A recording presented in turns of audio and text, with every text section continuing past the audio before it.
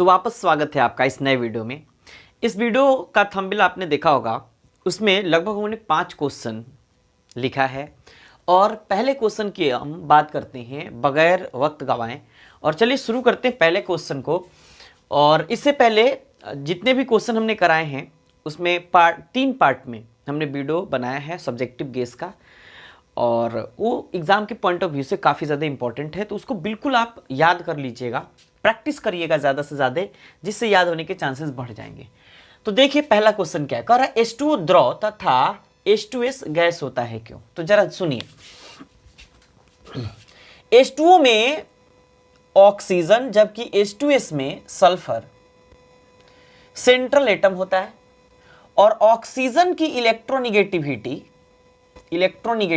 यानी विद्युत ऋणात्मकता 3.5 जबकि सल्फर की इलेक्ट्रोनिगेटिविटी 2.5 होती है। जब इलेक्ट्रोनिगेटिविटी 2.5 होती है तो जाहिर सी बात है कि भाई ऑक्सीजन जो है ज्यादा इलेक्ट्रोनेगेटिव है। जब ज्यादा इलेक्ट्रोनेगेटिव है तो ऑक्सीजन अधिक विद्युत ऋणात्मक यानी ज्यादा इलेक्ट्रोनेगेटिव होने के कारण हाइड्रोजन और ऑक्सीजन के बीच, यानी ऑक्सीजन हाइड्रोजन के साथ मिलकर इंटरमॉलिक्यूलर हाइड्रोजन बॉन्ड का निर्माण करता है, यानी अंतराण्विक हाइड्रोजन आबंध का निर्माण करता है। जबकि H2S में हाइड्रोजन और सल्फर के बीच van der Waals force of attraction कार्य करता है, इसलिए हाइड्रोजन बॉन्ड पाए जाने के कारण H2O द्रव, जबकि वांडरवाल बल या वांडरवाल फोर्स ऑफ अट्रैक्शन पाए जाने के कारण H2S गैस होता है। तो लिखेंगे कैसे, जरा देखिए। कहता है कि H2O में ऑक्सीजन और हाइड्रोजन के बीच इंटरमॉलिक्यूलर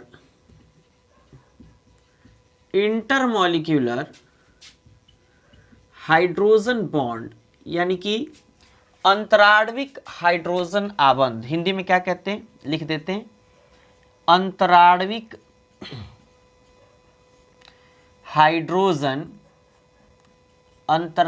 हाइड्रोजन आबंध पाया जाता है।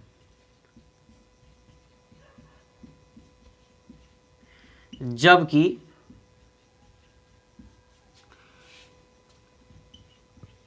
H2S में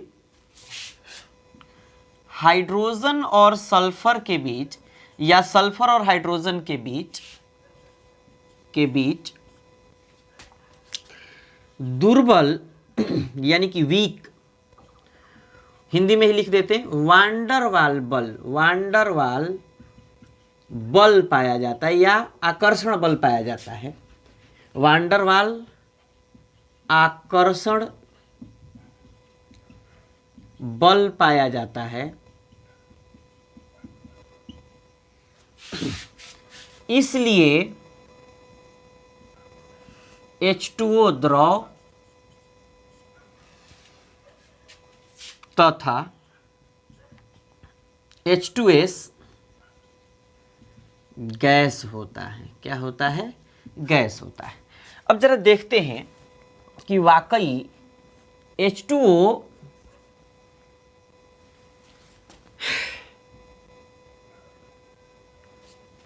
कैसे अंतराण्विक हाइड्रोजन बॉन्ड के द्वारा, इंटरमॉलिक्यूलर हाइड्रोजन बॉन्ड के द्वारा एक दूसरे से जुड़ा रहता है। चेक करते हैं। यहां देखिएगा, ये हाइड्रोजन और ये फिर ऑक्सीजन, फिर ये हाइड्रोजन, फिर ये यहाँ देखिएगा, ये डॉटेड लाइन हमने दिखाया है, इसको फिर से थोड़ा बनाते हैं, इसको ऐसे ऐसे करके डॉटेड लाइन बना देते हैं,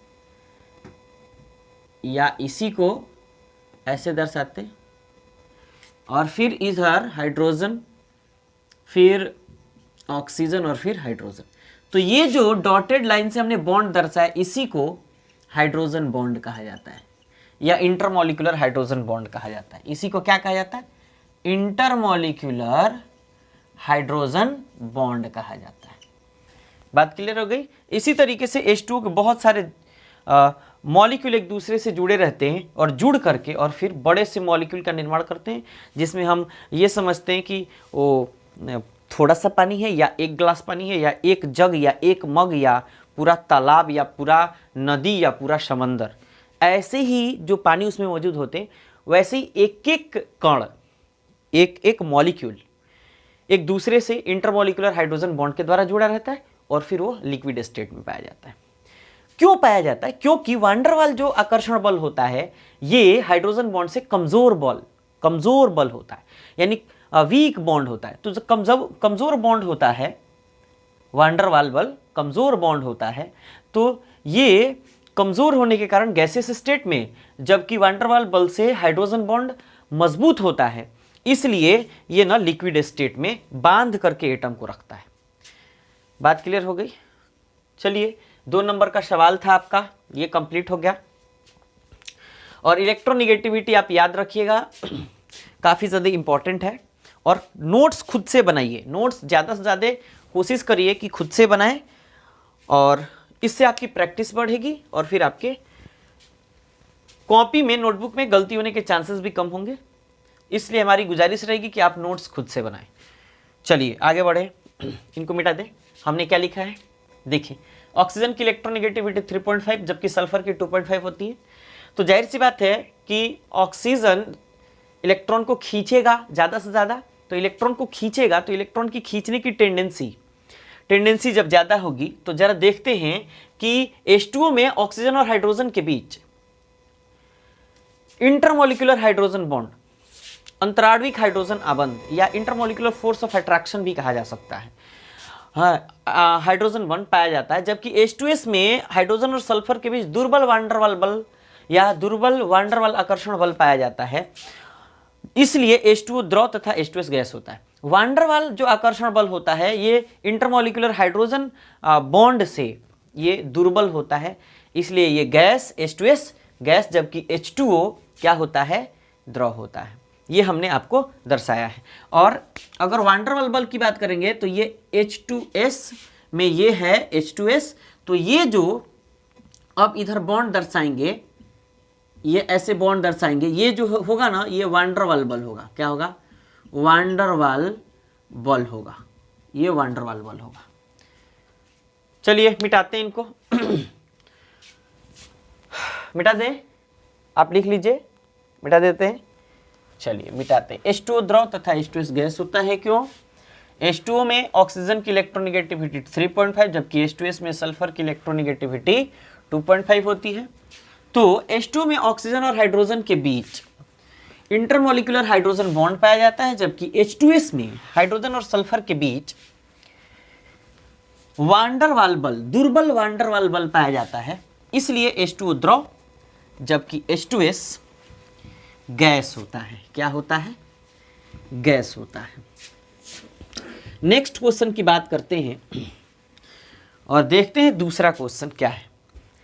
दूसरा क्वेश्चन है आपका, किसी संक्रमण श्रेणी में केवल 10 तत्व होते हैं क्यों? क्या है नेक्स्ट? किसी संक्रमण श्रेणी में, संक्रमण श्रेणी में 10 तत्व होते हैं क्यों? आपके पास सवाल है और सवाल ये 2 नंबर का पूछा जाता है। आंसर क्या होगा, यानी उत्तर क्या होगा? देखिए, कह रहे संक्रमण श्रेणी, तो कोई भी संक्रमण श्रेणी हो उसमें 10 ही तत्व होते हैं। क्यों भाई? देखते हैं जरा। संक्रमण श्रेणी में कैसे तत्व होते हैं? पहली बात तो सुनिए, संक्रमण श्रेणी यानी कि ट्रांजिशन सीरीज में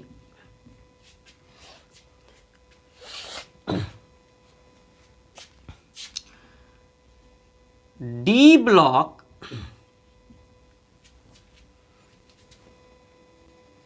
के एलिमेंट यानी तत्व मौजूद होते हैं, डी ब्लॉक के एलिमेंट मौजूद होते हैं जिसका डी ऑर्बिटल अपूर्ण होता है। अपूर्ण मतलब पूरा भरा नहीं होता है। अपूर्ण यानी कि डी ऑर्बिटल पूर्ण रूप से भरा नहीं होता, ऐसे लिख देते हैं। पूर्ण रूप से भरा नहीं होता है। इतनी बात क्लियर है? सुनिए फिर से। कहता है संक्रमण श्रेणी यानी ट्रांजिशन सीरीज में डी ब्लॉक के एलिमेंट मौजूद होते हैं जिसका डी ऑर्बिटल पूर्ण रूप से भरा नहीं होता है, और इस श्रेणी में पाए जाने वाले तत्वों का इलेक्ट्रॉनिक विन्यास लिखने पर डी ऑर्बिटल में मैक्सिमम माने अधिकतम 10 इलेक्ट्रॉन ही आते हैं। इसलिए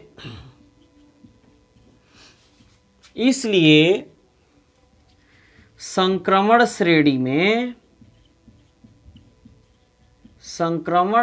में केवल 10 ही तत्व होते हैं, केवल 10 ही तत्व होते हैं। बात क्लियर हुई? चेक करिए।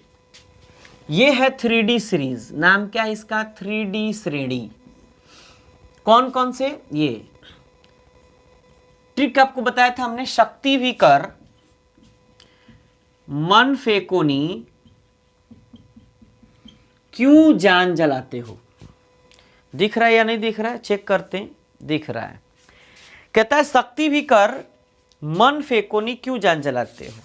तो इनका इलेक्ट्रॉनिक कॉन्फ़िगरेशन अगर लिखें तो ये आर्गन और 4s2 और 3d1। आर्गन को कॉमन रख लेते हैं, इसको हटा देते हैं। यहां 4s2 और टाइटेनियम का 3d2। अब ना 4s को भी हटा देते हैं।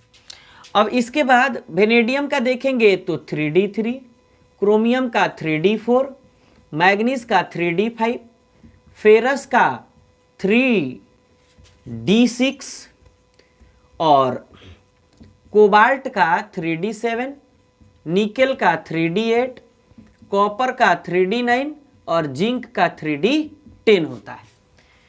तो जरा देखिए कि जिंक का अगर 3d10 है तो डी ऑर्बिटल में कितना इलेक्ट्रॉन है? 10। मैक्सिमम कितना है? 10। इसीलिए ना 3D सीरीज या 4D सीरीज में टोटल एलिमेंट या तत्वों की संख्या कितनी होती है? मात्र 10 होती है। बात क्लियर हो गई होगी? चलिए, अगर आप चाहते हैं कि इतना ना लिखा जाए, इसमें तो पूरा एक्सप्लेनेशन हमने किया है। अगर आप चाहते हैं कि इतना ना लिखा जाए, केवल ना डायरेक्ट आंसर लिखा जाए, मतलब एकदम डायरेक्ट का मतलब एकदम डायरेक्ट, पूरा एक्सप्लेनेशन ना किया जाए, पूरा डायरेक्ट, तो कहिएगा कि संक्रमण श्रेणी में पाए जाने वाले तत्वों का इलेक्ट्रॉनिक विन्यास लिखने पर अंतिम डी ऑर्बिटल में कुल 10 इलेक्ट्रॉन ही मौजूद होते हैं। इसलिए संक्रमण श्रेणी में मात्र 10 ही तत्व रखे जाते हैं, या संक्रमण श्रेणी में मात्र 10 ही तत्व होते हैं। बात क्लियर हो गई? चलिए, एक्सप्लेनेशन भी आप लिख लीजिएगा इनको, और फिर आप इनको उतारिए, यानी अपने से नोट्स बनाइए, कॉपी में लिखिए, और फिर हम नेक्स्ट क्वेश्चन की बात करते हैं। और तब तक आप अपना नोट्स बनाते रहिए। अगला क्वेश्चन इसके बाद देखते हैं।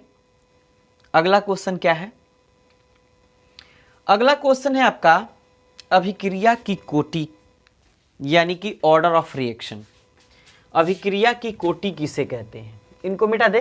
क्या लिखा? संक्रमण श्रेणी में डी ब्लॉक के एलिमेंट मौजूद होते हैं जिसका डी ऑर्बिटल पूर्ण रूप से भरा नहीं होता है, और इन श्रेणी में, अच्छा एक बात बताइए, कह रहे पूर्ण रूप से भरा नहीं होता है, तो इनको ना ट्रांजिशन एलिमेंट कहा जाता है। जिनका पूर्ण रूप से भरा नहीं होता उनका ट्रांजिशन एलिमेंट कहा जाता है, और जिनका पूर्ण रूप से भरा होता है, जैसे जिंक पूरा का पूरा भरा है, तो इनको ट्रांजिशन एलिमेंट नहीं कहा जाता है। ये दिमाग में रखिएगा, ये एक्सेप्शनल है ना, एक्सेप्शनल है। जिंक, कैडमियम, पारा, ये 3 है, मिटा दे। और इस श्रेणी में पाए जाने वाले तत्वों का इलेक्ट्रॉनिक विन्यास लिखने पर डी ऑर्बिटल में मैक्सिमम 10 इलेक्ट्रॉन ही आते हैं, इसलिए संक्रमण श्रेणी में केवल 10 ही तत्व होते हैं। पूरा एकदम इतना बढ़िया से प्रैक्टिस कर लेना है ना कि तोता की तरह याद हो जाए, तब जा कर के ना 90 प्लस आएगा, 95 प्लस आएगा। मिटा देते हैं। इसके आगे लिखना है हम लोगों को ऑर्डर ऑफ रिएक्शन यानी कि अभिक्रिया की कोटि। तो जरा सुनते जाइए हम बोल क्या रहे हैं। कहता है कि किसी वेग समीकरण में, मतलब किसी रिएक्शन के समीकरण में, यानी किसी वेग समीकरण में अभिकारक के सांद्रण पदों, अभिकारक के सांद्रण पदों के घात का योगफल अभिक्रिया की कोटि कहलाती है। क्या कह रहा है? कह रहा है अभिक्रिया की कोटि यानी कि ऑर्डर ऑफ रिएक्शन किसे कहते हैं? जरा देखिए, कहता है कि किसी वेग समीकरण में मौजूद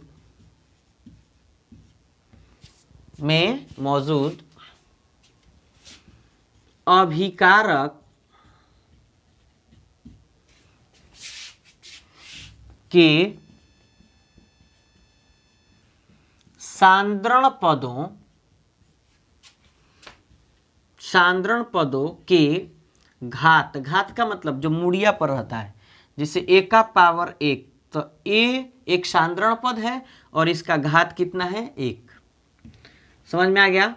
देखिए, सांद्रण पदों के घात का योगफल, सांद्रण पदों के घात का योगफल, कॉन्सेंट्रेशन टर्म के एक्सपोनेंशियल फॉर्म का एडिशन, योगफल क्या कहलाता है? अभिक्रिया की कोटि कहलाता है। अभिक्रिया की कोटि कहलाता है। बात समझ में आ गया? अब देखिए, एग्जाम्पल की बात करते हैं। जैसे मान के चलिए आपके पास ए और बी दो अभिकारक हैं, दो रिएजेंट हैं, दो रिएजेंट यानी दो अभिकारक हैं, और एक प्रोडक्ट बन गया ए बी।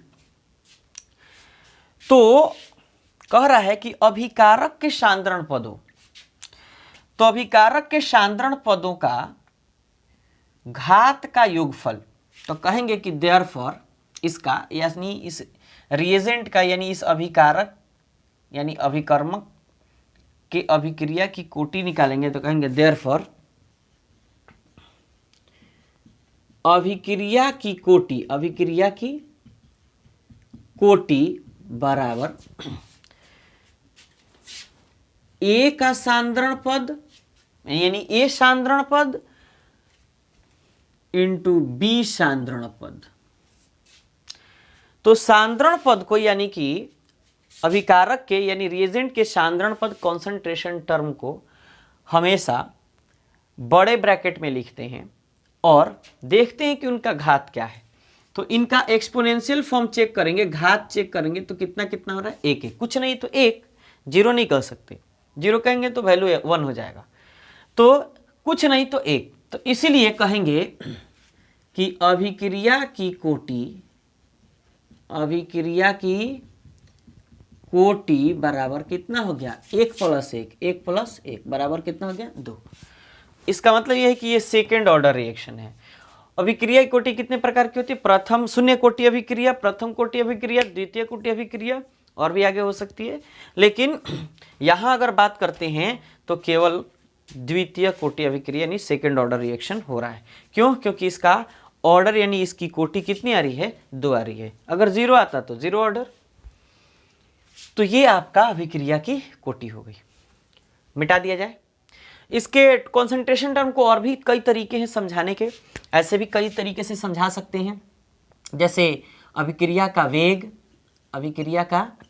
वेग बराबर K इंटू कॉन्सेंट्रेशन टर्म 1 का पावर N1 ऐसे लिखते हैं, इंटू कॉन्सेंट्रेशन टर्म 2 का पावर N2, कॉन्सेंट्रेशन टर्म 3 का पावर N3 ऐसे भी लिखा जाता है। तो कॉन्सेंट्रेशन टर्म का मतलब है ये A, मतलब C1 का मतलब A, C2 का मतलब B, C3 का मतलब यहाँ रहता तो C। तो सबको ऐसे ऐड करते हैं और तब पता करते हैं। तो यहाँ से अगर ऑर्डर ऑफ रिएक्शन निकालें तो कहेंगे कि N1 + N2 + N3। क्या कहेंगे? ऑर्डर ऑफ रिएक्शन यानी कि अभिक्रिया की कोटि N1 + N2 + N3, वही हम किए हैं, 1 + 1 यानी N1 + N2 यानी N1 का मान 1, N2 का मान 1, टोटल किए 2। चलिए मिटाते हैं इनको। समझ में आया है? किसी वेग समीकरण में मौजूद अभिकारक के सांद्रण पदों के घात का योगफल, मूड़ी पर जो रहेगा उसके घात का योगफल अभिक्रिया की कोटि यानी ऑर्डर ऑफ रिएक्शन कहलाएगी। 2 रिएजेंट है, पावर दोनों का 1-1, कंसंट्रेशन टर्म बना दिए हैं, दोनों जोड़े 2 आ गया। आप ऐसे भी दिखा सकते हैं, C1N1, C2N2, C3N3। बेटा दे। चलिए, अभिक्रिया की कोटि आपकी समाप्त हुई। किसी वेग समीकरण में मौजूद अभिकारक के सांद्रण पदों के घात का योगफल अभिक्रिया की कोटि यानी ऑर्डर ऑफ रिएक्शन कहलाएगी। क्या कहलाएगी? ऑर्डर ऑफ रिएक्शन कहलाएगी। चलिए देखते हैं इसके बाद क्या है, कौन सा टर्म है। इसके बाद है आपका एक्टिवेशन एनर्जी यानी कि सक्रियण ऊर्जा। सक्रियण ऊर्जा अंग्रेजी में कहते हैं इसको एक्टिवेशन एनर्जी। देखा जाए और आगे बढ़ा जाए। कहता है, देखिए एक्टिवेशन एनर्जी का मतलब ना कि किसी चीज को एक्टिवेट करना, जैसे एक्टिवेट करिएगा वो अपना काम करना शुरू कर देगा। जैसे किसी मशीन को एक्टिवेट करना है तो क्या करिएगा, थोड़ी सी इलेक्ट्रिकल स्पार्क दीजिएगा तो एक्टिवेट हो जाती है। तो वैसे ही किसी भी केमिकल रिएक्शन में जो रिएजेंट होता है, मतलब अभिकारक होता है, उसको थोड़ी सी एनर्जी दीजिएगा तो अपना काम करना शुरू कर देगा। तो रिएजेंट का काम क्या है? आपस में रिएक्ट करके प्रोडक्ट बनाना, मतलब आपस में अभिक्रिया करके उत्पाद का निर्माण करना।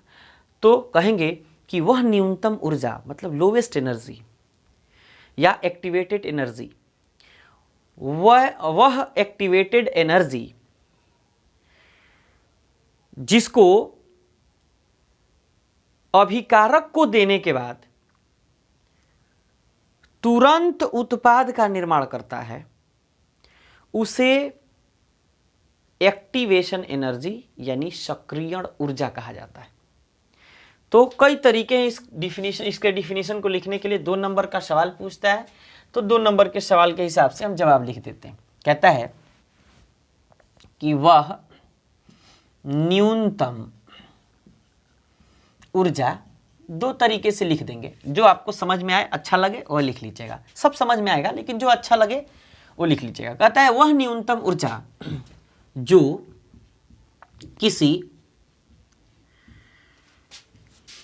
किसी केमिकल रिएक्शन, यानी कि हिंदी इस्तेमाल करते हैं, चलिए थोड़ा आसान रहेगा। वह न्यूनतम ऊर्जा जो किसी अभिक्रिया को स्टार्ट करने के लिए, स्टार्ट तो समझ रहे हैं, स्टार्ट करने के लिए, वह न्यूनतम ऊर्जा जो किसी अभिक्रिया को स्टार्ट करने के लिए चाहिए होता है उसे सक्रियण ऊर्जा कहते हैं। सक्रियण ऊर्जा कहते हैं। सक्रियण ऊर्जा कहते हैं, अपने से लिख लीजिएगा। ये तो हो गया आपका पहली बात, है ना। दूसरे तरीके से बोलेंगे तो क्या कहेंगे कि वह एक्टिवेटेड एनर्जी जो रिएजेंट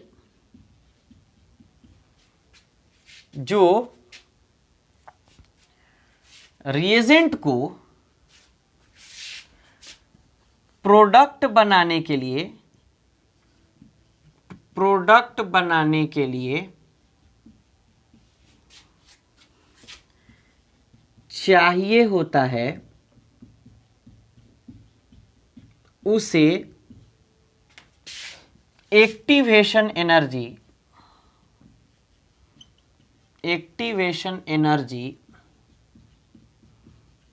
कहा जाता है।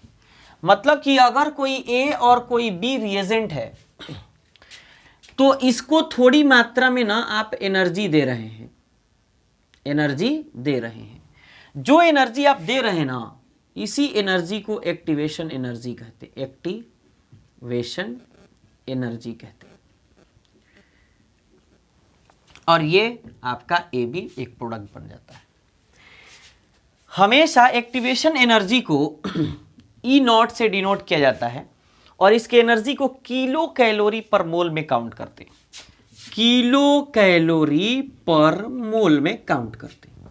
कई बार केवल किलो कैलोरी भी लिख देता है, लेकिन उससे घबराना नहीं है ना।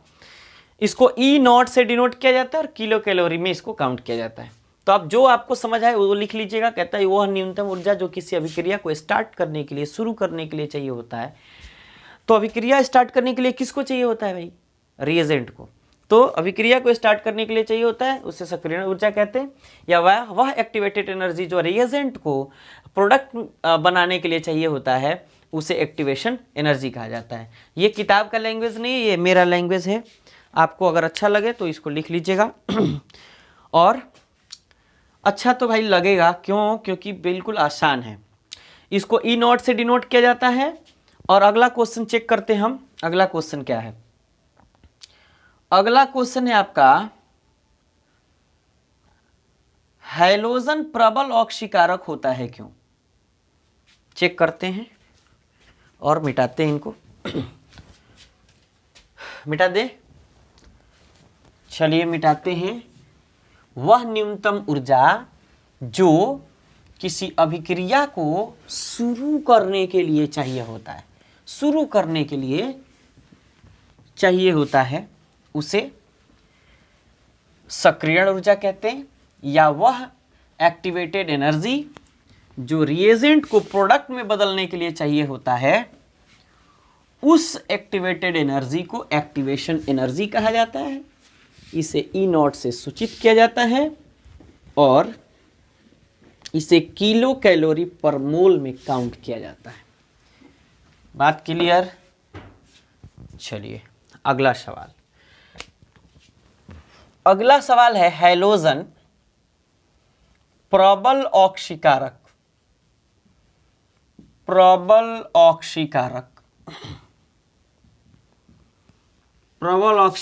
होता है क्यों? प्रबल ऑक्सीकारक होता है क्यों? सुनिए, क्या कहिएगा कि हैलोजन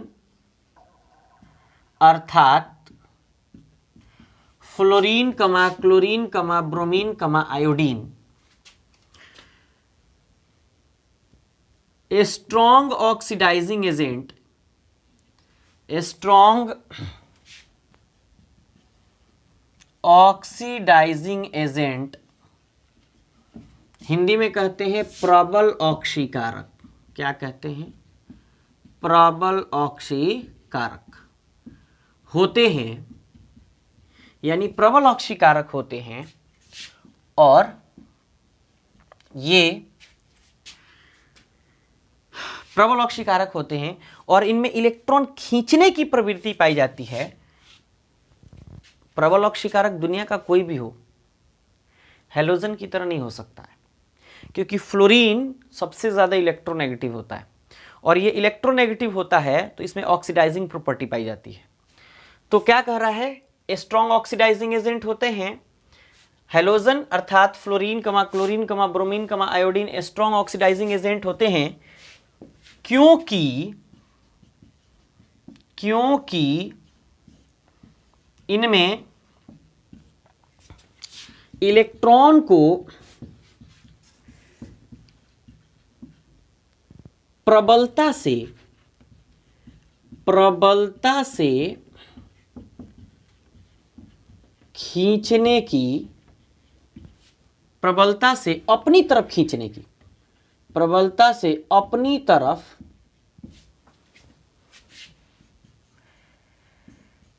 खींचने की प्रवृत्ति पाई जाती है, प्रवृत्ति पाई जाती है। जैसे अगर ये X है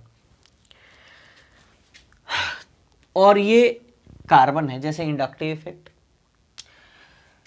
तो सिर्फ और सिर्फ कार्बन की बात कर रहे हैं, हाइड्रोजन नहीं लेंगे।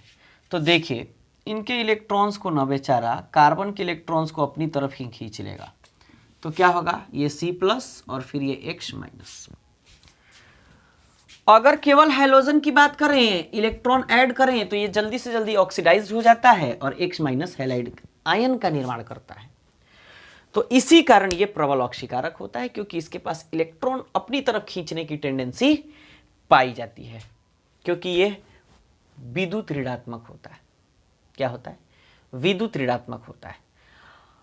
दूसरा सवाल, मतलब दूसरे तरीके से अगर आप इसको लिखना चाहें, ये भी आंसर बहुत अच्छा है।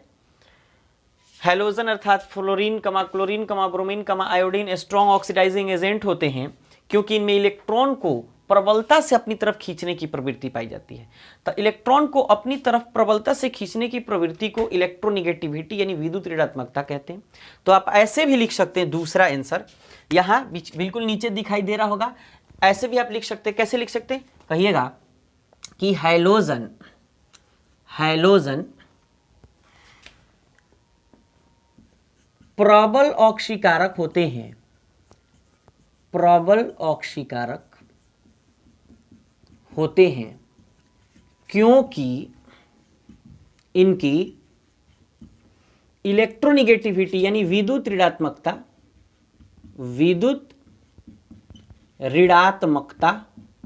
कमा इलेक्ट्रॉन बंधुता यानी कि इलेक्ट्रॉन एफिनिटी इलेक्ट्रॉन बंधुता यानी इलेक्ट्रॉन बंधुता का मान अधिक होता है। क्या होता है? अधिक होता है, जिसके कारण इनमें इलेक्ट्रॉन को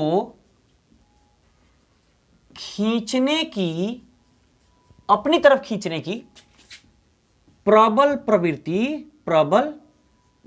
प्रवृत्ति पाई जाती है। समझ में आ गया? विद्युत ऋणात्मकता मतलब अपनी तरफ इलेक्ट्रॉन खींचने की कैपेसिटी या टेंडेंसी या प्रवृत्ति, और इलेक्ट्रॉन बंधुता मतलब इलेक्ट्रॉन आसानी से बांध करके रखता है, जल्दी से जल्दी ऑक्सीडाइज्ड हो जाता है, जैसे ये ऑक्सीडाइज्ड हुआ है। देखिए बात क्लियर हो गई। चलिए नेक्स्ट सवाल चेक करते हैं। नेक्स्ट सवाल क्या है आपका, और इनको लिखिए, खुद से नोट्स बनाइए ताकि आपको गलत और सही का अंदाजा हो सके। नेक्स्ट चेक करते हैं क्या है। नेक्स्ट है अक्रिय गैसों की संयोजकता शून्य होती है क्यों। इनको मिटाते हैं, मिटा दे। दो आंसर है, दोनों में से जो समझ आए उसको लिख लीजिएगा। इनको मिटाते हैं। अब अक्रिय गैसों की संयोजकता शून्य होती है, क्यों? ये था कि हैलोजन प्रबल ऑक्सीकारक होते हैं, क्यों? तो जवाब है हैलोजन अधिक विद्युत ऋणात्मक, कमा इनकी इलेक्ट्रॉन बंधुता भी अधिक होती है, इसलिए इनमें इलेक्ट्रॉन को अपनी तरफ खींचने की, प्रबलता से खींचने की प्रवृत्ति होती है। इसी कारण ये क्या होते हैं? प्रबल ऑक्सीकारक होते हैं, स्ट्रॉन्ग ऑक्सीडाइजिंग एजेंट होते हैं। अब जरा चेक करते हैं कि अक्रिय गैसों की संयोजकता शून्य होती है, क्यों? हर्षई दीर्घई या तारकुन बार्जुन देखते रहिएगा क्या होता है। शून्य होती है क्यों? जरा ध्यान दीजिए। सबसे पहली बात, अगर ऐसे क्वेश्चन कह दे तो ये अक्रिय गैस क्या है और संयोजकता क्या है। किसी भी तत्व के आउटर मोस्ट सेल में यानी वैलेंस सेल में जो इलेक्ट्रॉन की संख्या होती है उसको वैलेंसी कहते हैं, और अगर उसको वैलेंस इलेक्ट्रॉन कहते हैं। और अगर वैलेंस इलेक्ट्रॉन एक हो और दो हो तो वैलेंसी सेम होता है, तीन हो चार हो तो वैलेंसी सेम होता है। मतलब 1 2 3 4 के केस में वैलेंस इलेक्ट्रॉन वैलेंसी दोनों सेम होता है, यानी संयोजी इलेक्ट्रॉन और संयोजकता दोनों सेम होता है। लेकिन 4 से अधिक होता है तो 8 में से घटा लेते हैं। तो सुनिए, संयोजकता करे शून्य होती है क्यों? पहली बात कि ये इनर्ट गैस के होते कौन कौन है, तो ये है हीलियम, नियॉन, आर्गन, क्रिप्टन, जेनन, रेडन, ऑक्टियम। हीना, नीना और करीना 0 पर रन आउट, ऐसे मिला जुला के भी बोल देना, नहीं तो जनरल ऐसे बोला जाता है कि है ना अगर कर 0 पर रन आउट, ऐसे भी। तो जरा देखिए, हीलियम का 1s ऑर्बिटल पूरी तरीके से फुल होती है, नियॉन का 1s to 2s to 2p6 यानी कि s2 और p दोनों के दोनों ऑर्बिटल पूरी तरीके से फुल होते हैं। इसी तरीके से सबका निकालिएगा, सबका p ऑर्बिटल फुल होगा। तो कहेंगे कि अक्रिय गैसों, आंसर क्या कहेंगे? कहेंगे अक्रिय गैसों का इलेक्ट्रॉनिक विन्यास लिखने पर, इलेक्ट्रॉनिक विन्यास लिखने पर, अक्रिय गैसों का इलेक्ट्रॉनिक विन्यास लिखने पर इनके संयोजी कोश यानी कि आउटर मोस्ट सेल, बाह्यतम कोश, बाह्यतम माने एसपी या एस जो कह लो आप, इलेक्ट्रॉनिक विन्यास लिखने पर इनके संयोजी कोश पूर्ण रूप से भरे होते हैं। इनका संयोजी कोश पूर्ण रूप से भरे होते हैं, इनके संयोजी कोश पूर्ण रूप से भरे होते हैं। इसलिए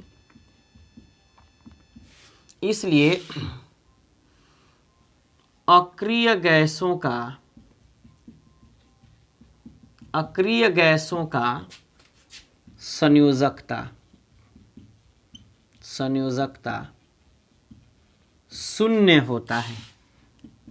होता है। और एक बात दिमाग में रख लीजिएगा, जिसका आउटर मोस्ट सेल पूरा फुल होगा उसका संयोजकता यानी कंबाइनिंग कैपेसिटी, संयोग करने की क्षमता 0 होगी।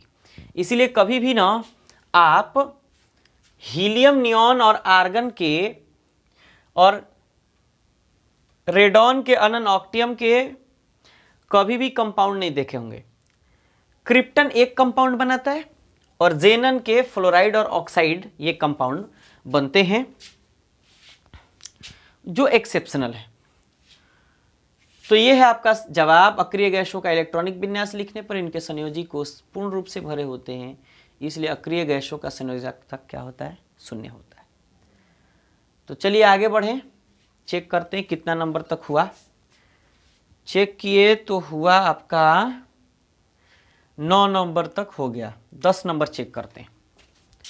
कितना मिनट का हुआ वीडियो? 41 मिनट। चलिए देखते हैं।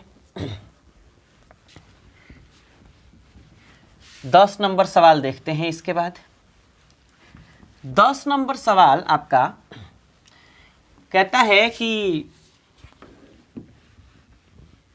क्या कहता है, चेक करते हैं। संक्रमण तत्व रंगीन यौगिक बनाते हैं क्यों? तो सीधा सा सवाल है भाई, सीधा सवाल। 2 नंबर का सवाल पूछे तो शॉर्टकट कहिएगा कि संक्रमण तत्व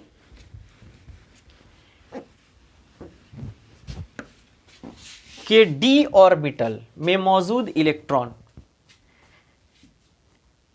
का डी ट्रांजिशन होता है। या पूरा क्वेश्चन पढ़ते हैं, क्या कह रहा है? संक्रमण तत्व रंगीन यौगिक बनाता है क्यों? संक्रमण तत्व रंगीन यौगिक बनाता है क्यों? थोड़ा स्पीड में लिख रहे हैं, राइटिंग नहीं होगा तो भी चलेगा, आप लोग समझदार हैं। आंसर क्या कहिएगा? कहिएगा संक्रमण तत्व। यार आज क्यों संक्रमण लिख दे रहे हैं? माड़। संक्रमण तत्व के अंतिम डी ऑर्बिटल का डी ट्रांजिशन होता है। क्या होता है? डी ट्रांजिशन, यानी डी संक्रमण होता है। डी ट्रांजिशन होता है जिसके कारण ये आसानी से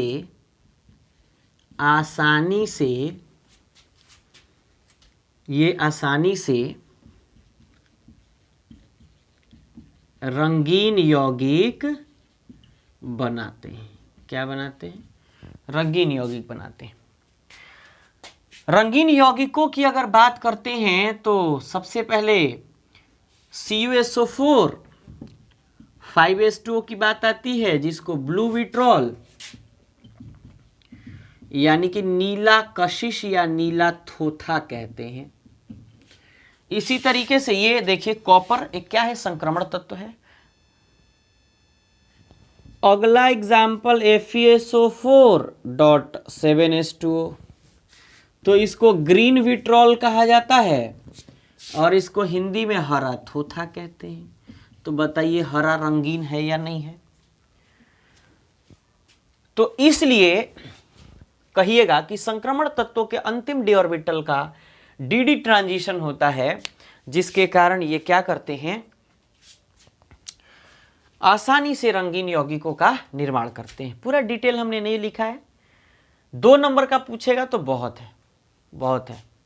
3 नंबर का पूछता तो थोड़ा सा चांस और बढ़ा देते। तो चलिए, इसमें वीडियो शायद लंबा हो चुका है तो रहने देते हैं।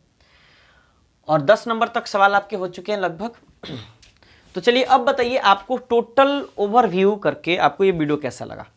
अगर वीडियो अच्छा लगा तो फिर आप अपने से नोट्स बनाइए, और चैनल पे अगर पहली बार आए हैं तो चैनल को सब्सक्राइब करके बेल आइकन को जरूर प्रेस करिए। वीडियो अच्छा लगा तो लाइक भी कर दीजिएगा। शेयर अपने 2-4 व्हाट्सएप ग्रुप, 2-4, 5, 10 जितना 50 ग्रुप होगा उन सब में, लेकिन 2-4 ग्रुप में ही शेयर करिएगा, उन सब में शेयर कर दीजिएगा। और चलिए मिलते हैं नेक्स्ट वीडियो में। लेकिन अगर चैनल पे पहली बार आए हैं तो चैनल को सब्सक्राइब करके बेल आइकन को जरूर प्रेस करिएगा। मिलते हैं नेक्स्ट वीडियो में, तब तक के लिए टिल देन स्वस्थ रहिए, मस्त रहिए, और थैंक्स फॉर वॉचिंग।